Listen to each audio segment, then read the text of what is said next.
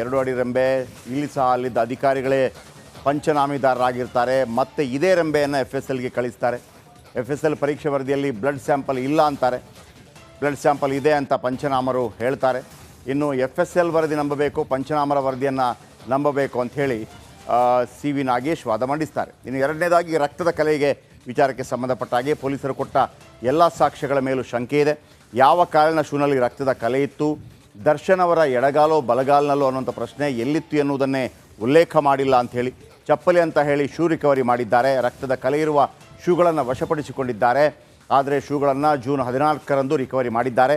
Soap ಹಾಕಿ ತೊಳೆದ shoe ಮೇಲೆ ರಕ್ತದ ಕಲೆ ಹೇಗೆ ಬಂತು ಅಂತೇಳಿ ಪ್ರಶ್ನೆ ಮಾಡಿದ್ದಾರೆ. ಇನ್ನು ಕೊಲೆಯಲ್ಲಿ PSI ಪಾತ್ರ ಏನು ಅನ್ನೋದನ್ನು ಕೂಡ ಪ್ರಶ್ನೆ ಮಾಡಿದ್ದಾರೆ. ವಿಡಿಯೋ ಸಬ್ ಇನ್ಸ್ಪೆಕ್ಟರ್ಗೆ ಹೇಗೆ ಸಿಕ್ತು, ಬೆಂಗಳೂರಿನಿಂದ ಹೊರಗಿದ್ದ PSIಗೆ ಸಿಕ್ಕಿದ್ದು ಹೇಗೆ, ಇದನ್ನು ಅವರ ಪೊಲೀಸರು ಕಳಿಸಬೇಕಾಗಿತ್ತು, ಆದರೆ ಪ್ರದೋಷನಿಂದ ಸಿಕ್ತು ಅಂತ ದಾಖಲೆ ಮಾಡಿದ್ದಾರೆ.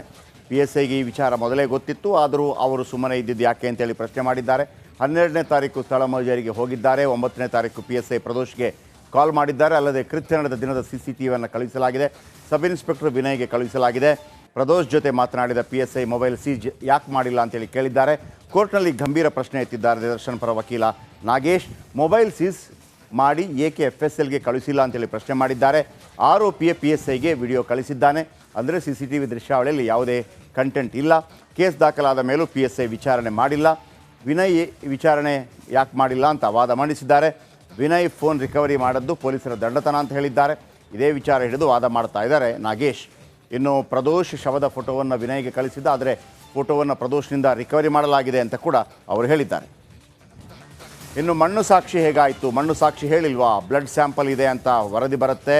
ಸಾಧಾರಣ ಮಣ್ಣಲ್ಲಿ ರಕ್ತದ ಸ್ಯಾಂಪಲ್ ಸಿಗುತ್ತಾ, ರಕ್ತವಿದ್ದ ಮಣ್ಣನ್ನು ಸಂಗ್ರಹಿಸಿದರೆ ಅದರಲ್ಲಿ ಇರಬೇಕಿತ್ತು. ಸಾಧಾರಣ ಮಣ್ಣಲ್ಲಿ ರಕ್ತ ಹೇಗೆ ಬಂತು, ನೆಲದ ಮೇಲೆ ರಕ್ತ ಸುರಿದಿರುವ ಬಗ್ಗೆ ಉಲ್ಲೇಖ ಇಲ್ಲ. ಕೇವಲ ಸಾದಾ ಮಣ್ಣನ್ನು ರಿಕವರಿ ಮಾಡಲಾಗಿದೆ. ಪಂಚನಾಮೆಯಲ್ಲೂ ಇದನ್ನೇ ದಾಖಲಿಸಿದ್ದಾರೆ ಅಂಥೇಳಿ ಅವರು ವಾದ ಮಾಡಿದ್ದಾರೆ. ಇನ್ನು CCTVಯಲ್ಲೂ ಸುಳ್ಳಿದೆಯಾ ಅಂಥೇಳಿ ಪಂಚನಾಮೆ ದಿನವೇ FSL ತಂಡ ಹಾಜರಿತ್ತು. ಇನ್ನು ಇವರ ಸಮ್ಮುಖದಲ್ಲೇ CC ಕ್ಯಾಮರಾ ಸೀಸ್ ಆಗಿದೆ.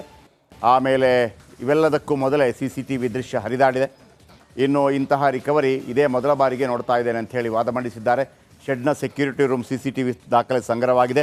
CCTV DVR FSLಗೆ ಕಳುಹಿಸಲಾಗಿದೆ. ಆದರೆ ವಿನಯ್ಗೆ ಆರೋಪಿ CCTV ಕಳುಹಿಸಿದ್ದ ಅಂತಾರೆ. ಹಾಗಿದ್ರೆ ಈ CCTV ದೃಶ್ಯ ಹೇಗೆ ಬಂತು? ಸೆಕ್ಯೂರಿಟಿ ಗಾರ್ಡ್ ತನ್ನ ಹೇಳಿಕೆಯಲ್ಲಿ ಇದನ್ನು ಹೇಳ್ತಾನೆ ಅಂತ ಹೇಳಿದ್ದಾರೆ. 9ನೇ ತಾರೀಕು ಪೊಲೀಸರು ಬಂದು ಕಳಿಸಿದ್ದಾಗಿ ಕೂಡ ಹೇಳ್ತಾನೆ. ಇದೆಲ್ಲ ನೋಡಿದರೆ ಸಾಕಷ್ಟು ಅನುಮಾನ ಬರುತ್ತೆ ಅಂಥೇಳಿ CV ನಾಗೇಶ್ ವಾದ ಮಂಡಿಸ್ತಾರೆ. ಇನ್ನು ಸಾಕ್ಷಿ ನಾಶಕ್ಕೆ 40 ಲಕ್ಷ ಹೆಂಗಾಯಿತು ಅಂತೇಳಿ, 40 ಲಕ್ಷ ಬಳಸಿಲ್ಲ. ಮೋಹನ್ ರಾಜ್ ಹಣಕ್ಕೂ ಕ್ರೈಮ್ಗೂ ಸಂಬಂಧ ಇಲ್ಲ. ಮೋಹನ್ ರಾಜ್ 40 ಲಕ್ಷ ಕೊಟ್ಟಿದ್ದರು. ಮಗಳ ಆಲ್ಬಮ್ಗೆ ಮೇ ತಿಂಗಳಲ್ಲಿ ಸಾಲ ವಾಪಸ್ ನೀಡಿದ್ದಾರೆ. ಇದು ವ್ಯಾವಹಾರಿಕ ಹಣ ಅಂತ ನಾಗೇಶ್ ಹೇಳಿದ್ದಾರೆ. ಫೆಬ್ರವರಿಯಲ್ಲಿ ಸಾಲ ಪಡೆದಿದ್ದರು, ಮೇನಲ್ಲಿ ವಾಪಸ್ ಕೊಟ್ಟಿದ್ದಾರಂತೆ. ರೇಣುಕಾ ಹತ್ಯೆಗೂ ಮುನ್ನ ಹಣ ಪಡೆದಿದ್ದಾರಂತೆ. ದರ್ಶನ್ ಮೋಹನ್ರಿಂದ ಹಣ ಪಡೆದಿದ್ದಾರಂತೆ. ರೇಣುಕಾಸ್ವಾಮಿ ಹತ್ಯೆ ಬಳಿಕ ಹಣ ಪಡೆದಿಲ್ಲವಂತೆ. ಈ ಹಣ ಸಾಕ್ಷಿಗಳಿಗೆ ನೀಡಲು ಇಟ್ಟಿದ್ದ ಹಣವಲ್ಲ, ಪೊಲೀಸರು ತಪ್ಪಾಗಿ ಉಲ್ಲೇಖಿಸಿದ್ದಾರೆ ಅಂತೇಳಿ ನಾಗೇಶ್ ವಾದ ಮಾಡಿದ್ದಾರೆ. ದರ್ಶನ್ ಮನೆಯಲ್ಲಿ ಸಿಕ್ಕ ಹಣದ ಬಗ್ಗೆ ಕೂಡ ತಪ್ಪು ಉಲ್ಲೇಖ ಇದೆ. ಅದು ಸಾಕ್ಷಿಗಳಿಗೆ ನೀಡಲು ಇಟ್ಟಿದ್ದ ಹಣ ಅಂತ ಹೇಳಲಾಗ್ತಾ ಇದೆ. ಆದರೆ ಇದು ಮೋಹನ್ ರಾಜ್ರಿಂದ ಪಡೆದ ಹಣವಾಗಿದೆ. ಮೋಹನ್ ರಾಜ್ ಸಾಲ ತೀರಿಸಲು ನೀಡಿದ್ದ ಹಣ ಅಂತೇಳಿ ಅವರು ವಾದ ಮಂಡಿಸಿದ್ದಾರೆ. ಇನ್ನು ಕರೆ ಮಾಹಿತಿ ಕೂಡ ಸುಳ್ಳ ಅಂಥೇಳಿ ಒಂದು ಪ್ರಶ್ನೆ. ಜೂನ್ 7, 8, 9ರಂದು ಕರೆ ಮಾಡಿದರೆ ಸಂಶಯ ಬರ್ತಾ ಇತ್ತು.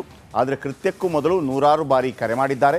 CCTVಯ ಯಾವ ದೃಶ್ಯದಲ್ಲೂ ಕೂಡ ದರ್ಶನ್ ಇಲ್ಲ. ಪೊಲೀಸರು ಉಲ್ಲೇಖಿಸಿರುವ CDRನಂತೆ ಹಲವು ತಿಂಗಳಿಂದ ಆರೋಪಿಗಳು ಸಂಪರ್ಕದಲ್ಲಿದ್ದಾರೆ. 400ಕ್ಕೂ ಹೆಚ್ಚು ಬಾರಿ ಅವರೊಂದಿಗೆ ಮಾತನಾಡಿದ್ದಾರೆ. ಆಮೇಲೆ ದರ್ಶನ್ ಜೊತೆ ಎಲ್ಲರೂ ಮಾತನಾಡಿದ್ದಾರೆ. 4 ತಿಂಗಳಲ್ಲಿ 390 ಕರೆಗಳನ್ನು ಮಾಡಲಾಗಿದೆ. ಇಂದಿನ ಯಾವುದೇ ಕರೆಯ ವಿವರ ಸ್ವೀಕಾರ ಮಾಡಿಲ್ಲ ಅಂಥೇಳಿ ಕೂಡ ಅವರು ಹೇಳಿದ್ದಾರೆ. ಇನ್ನು 164 ಹೇಳಿಕೆಯಲ್ಲಿ ವ್ಯತ್ಯಾಸ ಇದೆಯಂತೆ. ಚಿಕ್ಕಣ್ಣ, ನವೀನ್, ಚೇತನ್ ಎಂಬುವರ ಹೇಳಿಕೆ ಪಡೆಯಲಾಗಿದೆ. ಅವರ ಹೇಳಿಕೆ ಸಾಕ್ಷಿಗಳನ್ನಾಗಿ ಪಡೆದಿದ್ದಾರೆ ಅಂತೇಳಿ CV ನಾಗೇಶ್ ವಾದ ಮಾಡ್ತಾರೆ. ದರ್ಶನ್ ಇವರೊಂದಿಗೆ ಊಟಕ್ಕೆ ಹೋಗಿದ್ದಾಗಿ ಹೇಳಲಾಗಿದೆ. ಸ್ಟೋನಿ ಬ್ರೋಕ್ ರೆಸ್ಟೋರೆಂಟ್ನಲ್ಲಿ ಊಟಕ್ಕೆ ಹೋಗಲಾಗಿದೆ. ಆಮೇಲೆ 161 ಅಡಿ ಪೊಲೀಸರು 161 ಹೇಳಿಕೆಯಡಿ ಪೊಲೀಸರು ಪ್ರಕರಣ ದಾಖಲಿಸಿಕೊಂಡಿದ್ದಾರೆ. ಸ್ಟೋನಿ ಬ್ರೋಕ್ನಲ್ಲಿ ಷಡ್ಯಂತ್ರ ಅಂತ ಆರೋಪ ಇದೆ. ಆದರೆ ಆಹಾರ ನೀರು ಕೊಟ್ಟು ಪೊಲೀಸ್ ಠಾಣೆಗೆ ಕರೆದೊಯ್ದಿದ್ದಾರೆ ಹೀಗೆಂದು ದರ್ಶನ್ ಹೇಳಿರುವುದಾಗಿ ಹೇಳಿಕೆ ಇದೆ. ಚಿಕ್ಕಣ್ಣ 164 ಅಡಿ ನೀಡಿದ ಹೇಳಿಕೆ ಬೇರೆ ಇದೆ. ದರ್ಶನ್ ಮುಖಭಾವ ಬದಲಾದ ಬಗ್ಗೆ ಹೇಳಿಲ್ಲ. ಚಿಕ್ಕಣ್ಣ 161 ಹೇಳಿಕೆ ಹಾಗೂ 164 ಹೇಳಿಕೆ ಬೇರೆ ಇದೆ. ಊಟಕ್ಕೆ ಸೇರಲು ಒಂದೆಡೆ ಸೇರುವುದು ಸಂಚು ಆಗುತ್ತಾ ಅಂತೇಳಿ ಪ್ರಶ್ನೆ ಮಾಡಿದ್ದಾರೆ. ಸಿನಿಮಾ ಬಗ್ಗೆ ಮಾತನಾಡಿದ್ದಾಗಿ ನವೀನ್ ಹೇಳಿಕೆಯನ್ನು ಕೊಟ್ಟಿದ್ದಾರೆ. ಆದರೆ ಕೊಲೆ ಸಂಚಿನ ಹೇಳಿಕೆ ಅವರು ನೀಡಿಲ್ಲ. ಮುಖದಲ್ಲಿ ಬದಲಾವಣೆ ಆಗುವುದು ಏನೂ ಇಲ್ಲ ಅಂತೇಳಿ ವಾದ ಮಂಡನೆ ಮಾಡಿದ್ದಾರೆ. ಇದು ರಕ್ತದ ಕಲೆ ಇರುತ್ತದೆ. ಇನ್ನು ಪಂಚನಾಮೆ ಮಾಡಿದವರೇ ಸೀನ್ ರಿಕ್ರಿಯೇಟ್ ಮಾಡ್ತಾರೆ. ಒಂದು ಕಡೆ 3 ಅಡಿ ರೆಂಬೆ, ಇನ್ನೊಂದು ಕಡೆ 2 ಅಡಿ ರೆಂಬೆ. ಇಲ್ಲಿ ಸಹ ಅಲ್ಲಿದ್ದ ಅಧಿಕಾರಿಗಳೇ ಪಂಚನಾಮಿದಾರರಾಗಿರ್ತಾರೆ. ಮತ್ತು ಇದೇ ರೆಂಬೆಯನ್ನು FSLಗೆ ಕಳಿಸ್ತಾರೆ. FSL ಪರೀಕ್ಷೆ ವರದಿಯಲ್ಲಿ ಬ್ಲಡ್ ಸ್ಯಾಂಪಲ್ ಇಲ್ಲ ಅಂತಾರೆ. ಬ್ಲಡ್ ಸ್ಯಾಂಪಲ್ ಇದೆ ಅಂತ ಪಂಚನಾಮರು ಹೇಳ್ತಾರೆ. ಇನ್ನು FSL ವರದಿ ನಂಬಬೇಕು, ಪಂಚನಾಮರ ವರದಿಯನ್ನು ನಂಬಬೇಕು ಅಂಥೇಳಿ CV ನಾಗೇಶ್ ವಾದ ಮಂಡಿಸ್ತಾರೆ. ಇನ್ನು ಎರಡನೇದಾಗಿ ರಕ್ತದ ಕಲೆಗೆ ವಿಚಾರಕ್ಕೆ ಸಂಬಂಧಪಟ್ಟ ಹಾಗೆ ಪೊಲೀಸರು ಕೊಟ್ಟ ಎಲ್ಲ ಸಾಕ್ಷ್ಯಗಳ ಮೇಲೂ ಶಂಕೆ ಇದೆ. ಯಾವ ಕಾರಣ ಶೂನಲ್ಲಿ ರಕ್ತದ ಕಲೆ ಇತ್ತು, ದರ್ಶನ್ ಅವರ ಎಡಗಾಲೋ ಬಲಗಾಲ್ನಲ್ಲೋ ಅನ್ನೋಂಥ ಪ್ರಶ್ನೆ ಎಲ್ಲಿತ್ತು ಎನ್ನುವುದನ್ನೇ ಉಲ್ಲೇಖ ಮಾಡಿಲ್ಲ ಅಂಥೇಳಿ ಚಪ್ಪಲಿ ಅಂತ ಹೇಳಿ ಶೂ ರಿಕವರಿ ಮಾಡಿದ್ದಾರೆ. ರಕ್ತದ ಕಲೆ ಇರುವ ಶೂಗಳನ್ನು ವಶಪಡಿಸಿಕೊಂಡಿದ್ದಾರೆ. ಆದರೆ ಶೂಗಳನ್ನು ಜೂನ್ 14ರಂದು ರಿಕವರಿ ಮಾಡಿದ್ದಾರೆ. ಸೋಪ್ ಹಾಕಿ ತೊಳೆದ ಶೂ ಮೇಲೆ ರಕ್ತದ ಕಲೆ ಹೇಗೆ ಬಂತು ಅಂತೇಳಿ ಪ್ರಶ್ನೆ ಮಾಡಿದ್ದಾರೆ. ಇನ್ನು ಕೊಲೆಯಲ್ಲಿ PSI ಪಾತ್ರ ಏನು ಅನ್ನೋದನ್ನು ಕೂಡ ಪ್ರಶ್ನೆ ಮಾಡಿದ್ದಾರೆ. ವಿಡಿಯೋ ಸಬ್ ಇನ್ಸ್ಪೆಕ್ಟರ್ಗೆ ಹೇಗೆ ಸಿಕ್ತು, ಬೆಂಗಳೂರಿನಿಂದ ಹೊರಗಿದ್ದ PSIಗೆ ಸಿಕ್ಕಿದ್ದು ಹೇಗೆ, ಇದನ್ನು ಅವರ ಪೊಲೀಸರು ಕಳಿಸಬೇಕಾಗಿತ್ತು, ಆದರೆ ಪ್ರದೋಷನಿಂದ ಸಿಕ್ತು ಅಂತ ದಾಖಲೆ ಮಾಡಿದ್ದಾರೆ. PSIಗೆ ಈ ವಿಚಾರ ಮೊದಲೇ ಗೊತ್ತಿತ್ತು, ಆದರೂ ಅವರು ಸುಮ್ಮನೆ ಇದ್ದಿದ್ದು ಯಾಕೆ ಅಂತೇಳಿ ಪ್ರಶ್ನೆ ಮಾಡಿದ್ದಾರೆ. 12ನೇ ತಾರೀಕು ಸ್ಥಳ ಮಹಜರಿಗೆ ಹೋಗಿದ್ದಾರೆ. 9ನೇ ತಾರೀಕು PSI ಪ್ರದೋಷ್ಗೆ ಕಾಲ್ ಮಾಡಿದ್ದಾರೆ. ಅಲ್ಲದೆ ಕೃತ್ಯ ನಡೆದ ದಿನದ CCTVಯನ್ನು ಕಳುಹಿಸಲಾಗಿದೆ. ಸಬ್ ಇನ್ಸ್ಪೆಕ್ಟರ್ ವಿನಯ್ಗೆ ಕಳುಹಿಸಲಾಗಿದೆ.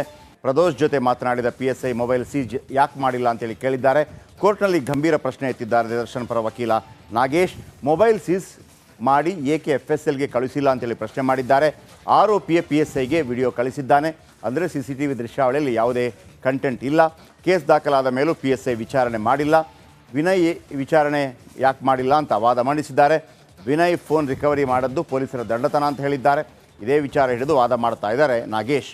ಇನ್ನು ಪ್ರದೋಷ್ ಶವದ ಫೋಟೋವನ್ನು ವಿನಯ್ಗೆ ಕಳಿಸಿದ್ದ, ಆದರೆ ಫೋಟೋವನ್ನು ಪ್ರದೋಷ್ನಿಂದ ರಿಕವರಿ ಮಾಡಲಾಗಿದೆ ಅಂತ ಕೂಡ ಅವರು ಹೇಳಿದ್ದಾರೆ. ಇನ್ನು ಮಣ್ಣು ಸಾಕ್ಷಿ ಹೇಗಾಯಿತು, ಮಣ್ಣು ಸಾಕ್ಷಿ ಹೇಳಿಲ್ವಾ, ಬ್ಲಡ್ ಸ್ಯಾಂಪಲ್ ಇದೆ ಅಂತ ವರದಿ ಬರುತ್ತೆ. ಸಾಧಾರಣ ಮಣ್ಣಲ್ಲಿ ರಕ್ತದ ಸ್ಯಾಂಪಲ್ ಸಿಗುತ್ತಾ, ರಕ್ತವಿದ್ದ ಮಣ್ಣನ್ನು ಸಂಗ್ರಹಿಸಿದರೆ ಅದರಲ್ಲಿ ಇರಬೇಕಿತ್ತು. ಸಾಧಾರಣ ಮಣ್ಣಲ್ಲಿ ರಕ್ತ ಹೇಗೆ ಬಂತು, ನೆಲದ ಮೇಲೆ ರಕ್ತ ಸುರಿದಿರುವ ಬಗ್ಗೆ ಉಲ್ಲೇಖ ಇಲ್ಲ. ಕೇವಲ ಸಾದಾ ಮಣ್ಣನ್ನು ರಿಕವರಿ ಮಾಡಲಾಗಿದೆ. ಪಂಚನಾಮೆಯಲ್ಲೂ ಇದನ್ನೇ ದಾಖಲಿಸಿದ್ದಾರೆ ಅಂಥೇಳಿ ಅವರು ವಾದ ಮಾಡಿದ್ದಾರೆ. ಇನ್ನು CCTVಯಲ್ಲೂ ಸುಳ್ಳಿದೆಯಾ ಅಂಥೇಳಿ ಪಂಚನಾಮೆ ದಿನವೇ FSL ತಂಡ ಹಾಜರಿತ್ತು.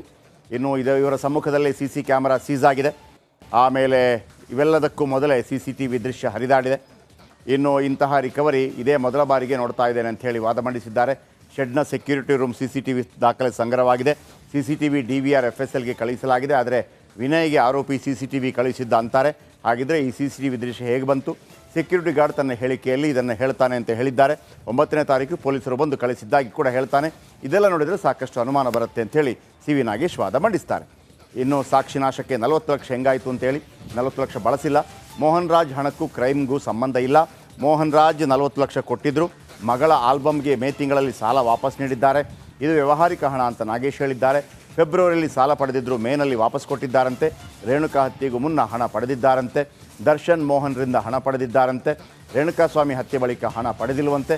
ಈ ಹಣ ಸಾಕ್ಷಿಗಳಿಗೆ ನೀಡಲು ಇಟ್ಟಿದ್ದ ಹಣವಲ್ಲ, ಪೊಲೀಸರು ತಪ್ಪಾಗಿ ಉಲ್ಲೇಖಿಸಿದ್ದಾರೆ ಅಂತೇಳಿ ನಾಗೇಶ್ ವಾದ ಮಾಡಿದ್ದಾರೆ. ದರ್ಶನ್ ಮನೆಯಲ್ಲಿ ಸಿಕ್ಕ ಹಣದ ಬಗ್ಗೆ ಕೂಡ ತಪ್ಪು ಉಲ್ಲೇಖ ಇದೆ. ಅದು ಸಾಕ್ಷಿಗಳಿಗೆ ನೀಡಲು ಇಟ್ಟಿದ್ದ ಹಣ ಅಂತ ಹೇಳಲಾಗ್ತಾ ಇದೆ. ಆದರೆ ಇದು ಮೋಹನ್ ರಾಜ್ರಿಂದ ಪಡೆದ ಹಣವಾಗಿದೆ. ಮೋಹನ್ ರಾಜ್ ಸಾಲ ತೀರಿಸಲು ನೀಡಿದ್ದ ಹಣ ಅಂತೇಳಿ ಅವರು ವಾದ ಮಂಡಿಸಿದ್ದಾರೆ. ಇನ್ನು ಕರೆ ಮಾಹಿತಿ ಕೂಡ ಸುಳ್ಳ ಅಂಥೇಳಿ ಒಂದು ಪ್ರಶ್ನೆ. ಜೂನ್ 7, 8, 9ರಂದು ಕರೆ ಮಾಡಿದರೆ ಸಂಶಯ ಬರ್ತಾ ಇತ್ತು. ಆದರೆ ಕೃತ್ಯಕ್ಕೂ ಮೊದಲು 100 ಬಾರಿ ಕರೆ ಮಾಡಿದ್ದಾರೆ. CCTVಯ ಯಾವ ದೃಶ್ಯದಲ್ಲೂ ಕೂಡ ದರ್ಶನ್ ಇಲ್ಲ. ಪೊಲೀಸರು ಉಲ್ಲೇಖಿಸಿರುವ CDRನಂತೆ ಹಲವು ತಿಂಗಳಿಂದ ಆರೋಪಿಗಳು ಸಂಪರ್ಕದಲ್ಲಿದ್ದಾರೆ. 400ಕ್ಕೂ ಹೆಚ್ಚು ಬಾರಿ ಅವರೊಂದಿಗೆ ಮಾತನಾಡಿದ್ದಾರೆ. ಆಮೇಲೆ ದರ್ಶನ್ ಜೊತೆ ಎಲ್ಲರೂ ಮಾತನಾಡಿದ್ದಾರೆ. 4 ತಿಂಗಳಲ್ಲಿ 390 ಕರೆಗಳನ್ನು ಮಾಡಲಾಗಿದೆ. ಇಂದಿನ ಯಾವುದೇ ಕರೆಯ ವಿವರ ಸ್ವೀಕಾರ ಮಾಡಿಲ್ಲ ಅಂಥೇಳಿ ಕೂಡ ಅವರು ಹೇಳಿದ್ದಾರೆ. ಇನ್ನು 164 ಹೇಳಿಕೆಯಲ್ಲಿ ವ್ಯತ್ಯಾಸ ಇದೆಯಂತೆ. ಚಿಕ್ಕಣ್ಣ, ನವೀನ್, ಚೇತನ್ ಎಂಬುವರ ಹೇಳಿಕೆ ಪಡೆಯಲಾಗಿದೆ. ಅವರ ಹೇಳಿಕೆ ಸಾಕ್ಷಿಗಳನ್ನಾಗಿ ಪಡೆದಿದ್ದಾರೆ ಅಂತೇಳಿ CV ನಾಗೇಶ್ ವಾದ ಮಾಡ್ತಾರೆ. ದರ್ಶನ್ ಇವರೊಂದಿಗೆ ಊಟಕ್ಕೆ ಹೋಗಿದ್ದಾಗಿ ಹೇಳಲಾಗಿದೆ. ಸೋನಿ ಬ್ರೋಕ್ ರೆಸ್ಟೋರೆಂಟ್ನಲ್ಲಿ ಊಟಕ್ಕೆ ಹೋಗಲಾಗಿದೆ. ಆಮೇಲೆ 161 ಹೇಳಿಕೆ ಅಡಿ ಪೊಲೀಸರು ಪ್ರಕರಣ ದಾಖಲಿಸಿಕೊಂಡಿದ್ದಾರೆ.